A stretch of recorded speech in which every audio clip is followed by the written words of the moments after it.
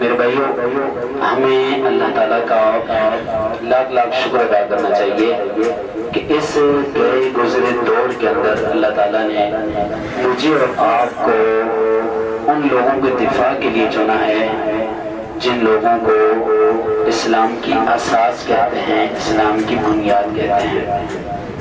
یہ حقیقت تو بالکل واضح ہے کہ ان الدین عند اللہ الاسلام، اللہ کے ہاں سب سے پسندیدہ محبوب دین و دین اسلام ہے۔ اور نبی پاک صلی اللہ علیہ وسلم کی بعثت کے بعد پہلے کے تمام ادیان وہ منسوخ ہو گئے۔ اب قیامت تک صرف ایک ہی دین کا سکہ چلے گا اور وہ دین محمدی ہوگا۔ کون سا دین ہوگا؟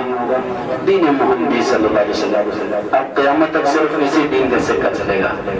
اب اگر آج کے دور میں آ کے کوئی یہودیت کا، عیسائیت کا، نصرانیت کا، مجوسیت کا سکہ دکھائے اور کہے کہ میں نے کچھ لینا ہے، تو اس کا سکہ نہیں چل سکے گا۔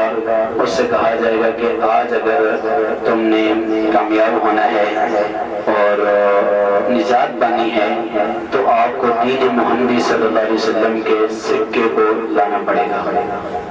صرف دین اسلام قیامت تک، اور اس دین اسلام کی اساس بنیاد وہ صحابہ کرام ہیں، کیونکہ قرآن کا نزول ہوا، سامنے سننے والے، آپ صلی اللہ علیہ وسلم کی تربیت میں رہنے والے، اسے یاد کرنے والے، اس کے احکامات پہ عمل کرنے والی جماعت صحابہ ہے۔ حضور علیہ السلام کے اعمال کو، نبی پاک صلی اللہ علیہ وسلم کی سنتوں کو دیکھ کر عمل کرنے والے وہ صحابہ کرام ہیں۔ اور سنت کہتے ہی اسے ہیں جسے ہمارے محبوب صلی اللہ علیہ وسلم نے کیا ہو، صحابہ نے عمل کیا ہو، وہ امت کے لیے سنت بنتی ہے۔ نبی پاک صلی اللہ علیہ وسلم نے اگر کوئی عمل کیا، صحابہ نے نہ کیا، اسے سنت نہیں کہتے ہیں، اسے کہتے ہیں نبی پاک صلی اللہ علیہ وسلم کی خصوصیت۔ کیا کہتے ہیں جی؟ مثال کے طور پر آپ صلی اللہ علیہ وسلم صیام الدہر رکھتے تھے، پے در پہ روزے رکھتے تھے، دو مہینوں تک لگاتار روزے۔ امت کو حکم نہیں ہے بھئی آپ صیام الدہر نہیں رکھ سکتے، آپ ایک دن روزہ ایک دن چھوڑو، ایک دن روزہ یا 3 دن روزے رکھیں، اس کے بعد آپ افطار کرو، اس کے بعد آپ روزے رکھو۔ مسلسل روزے رکھنا یہ اس چیز کی اجازت نہیں ہے۔ حضور علیہ السلام نے صیام الدہر رکھے، صحابہ نے نہیں رکھے۔ اب سنت وہ عمل بنا ہے جو صحابہ نے کیا ہے۔ نبی پاک صلی اللہ علیہ وسلم نے 11 نکاح فرمائے۔ کتنے؟ 11۔ بیعت وقت 9 ازواج آپ صلی اللہ علیہ وسلم کی حیات تھی، 9 ازواج۔ اب امت کے لیے حکم 9 بیویاں بیعت وقت رکھنے کا نہیں ہے کہ اگر کوئی شخص بیعت وقت 9 بیویاں اپنے نکاح میں رکھ سکتا ہے بھائی؟ نہیں۔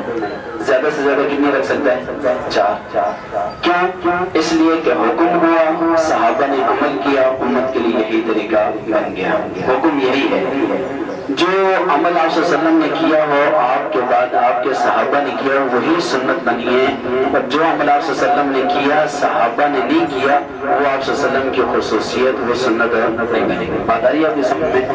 تو ہم اس جماعت کا دفاع کر رہے ہیں، اللہ تعالیٰ نے ہمیں اس جماعت کے دفاع کے لیے چنا ہے۔ اس پہ ہم جتنا بھی اللہ کا شکر ادا کریں وہ کم ہے کہ اللہ تعالیٰ نے صحابہ اکرام کے دفاع کے لیے ہمیں چنا ہے۔ دیکھیے، ہم جو یہ کہتے ہیں نا کہ صحابہ کا دفاع پورے کے پورے دین اسلام کا دفاع ہے، یہ کوئی جذباتی جملہ نہیں ہے، خطیبانہ جملہ نہیں ہے، یہ حقیقت پر مبنی ہے۔ اس لیے کہ ہمیں جو کچھ بھی ملا ہے وہ صحابہ کے در سے ملا ہے۔ کس سے ملا بھائی؟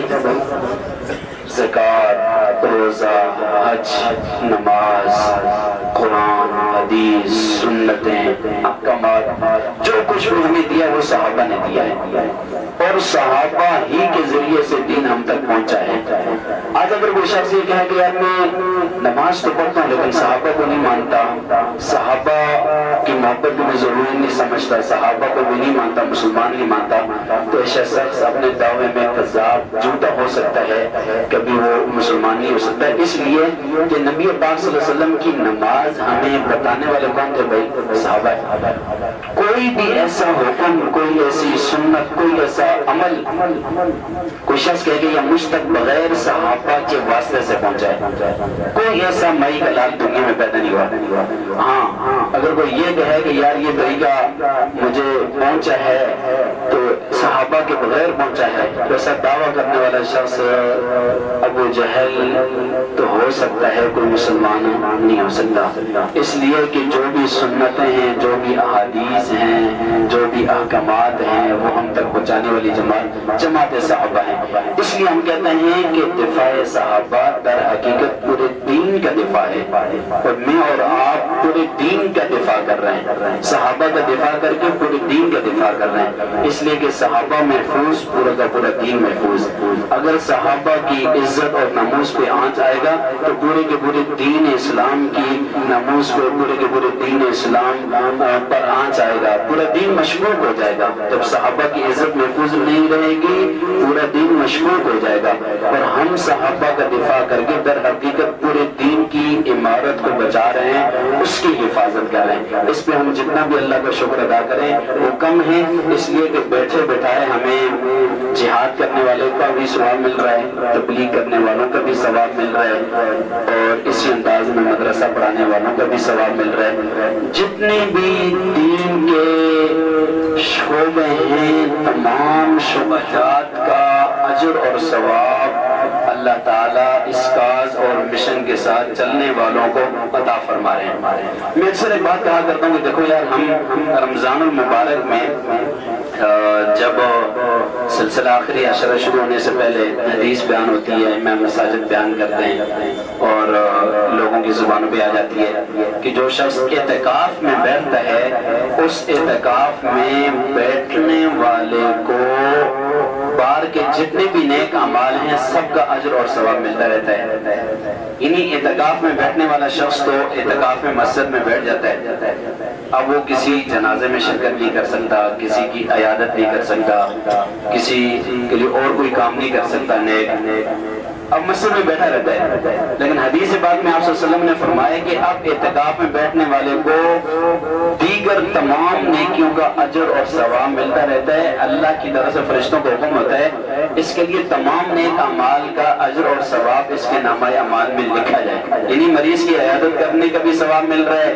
جنازے میں شرکت کے بھی ثواب مل رہا ہے، کسی کی حاجت پورا کرنے کا بھی ثواب مل رہا ہے، ہر وہ نیک کام جو مسجد سے باہر ہوتا ہے ان تمام کا اجر اور ثواب معتکف کو ملتا رہتا ہے۔ سنیے نا بھائی، اسی انداز میں جو شخص دفاع صحابہ میں لگ گیا، صحابہ اکرام کی عزت اور ناموس کی اس جماعت میں لگ گیا، صحابہ رضوان اللہ تعالی علیہ مجمعین کی دفاع کے لیے اپنی زندگی جس نے وقف کر دی، اب اس شخص کو تبلیغ والوں کا بھی ثواب مل رہا ہے، جہاد والوں کا بھی ثواب مل رہا ہے، مدرسے والوں کا بھی ثواب مل رہا ہے، دین کے جتنے بھی شعبہ جات ہیں تمام شعبہ جات کا اجر اور ثواب دفاع صحابہ کے لیے اپنی زندگی وقف کرنے والے شخص کو ملتا رہتا ہے۔ کیوں ملتا رہتا ہے؟ اس لیے ملتا رہتا ہے کہ تبلیغ بتانے والے، جہاد بتانے والے، تدریس بتانے والے، تزکیہ نفس کرنے والے، یہ سارے شعبہ جات ہمیں بتانے والے کون تھے بھائی؟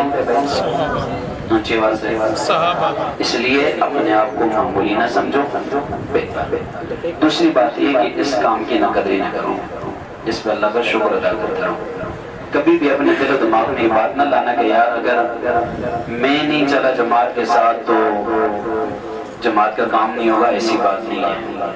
جب ہم نہیں تھے تب بھی جماعت کا کام ہو رہا تھا، آج ہیں تب بھی ہو رہا ہے، کل خدا نخواستہ ہم نہ بھی ہوں جماعت کا کام ہوتا رہے گا۔ یہ دین کا کام ہمارا محتاج نہیں ہے، ہم اس کے محتاج ہیں۔ دفاع صحابہ کا کام ہمارا محتاج نہیں ہے، ہم اس کے محتاج ہیں۔ اس لیے اسے اپنے لیے اعزاز سمجھو، اللہ کی طرف سے اسے اپنے لیے انعام سمجھو کہ اللہ نے ہم پر رحم فرمایا ہے اور اللہ نے اس عظیم کام کے لیے ہمیں چنا ہے۔ اس پہ اللہ کا شکر ادا کرتے رہو، نہ شکری کبھی نہ آپ نہ کرنا کہ یار اگر میں نہ ہوا تو جماعت کا کام نہیں ہوگا، جماعت کا کام ہوتا رہے گا۔ اللہ تعالیٰ اگر چاہے نا تو ابابیلوں سے اپنے گھر کی حفاظت کا کام لے سکتے ہیں، اللہ تعالیٰ چاہے تو جس مخلوق سے چاہے اللہ تعالیٰ کام لے سکتے ہیں، اس لیے اس کی قدر کرو۔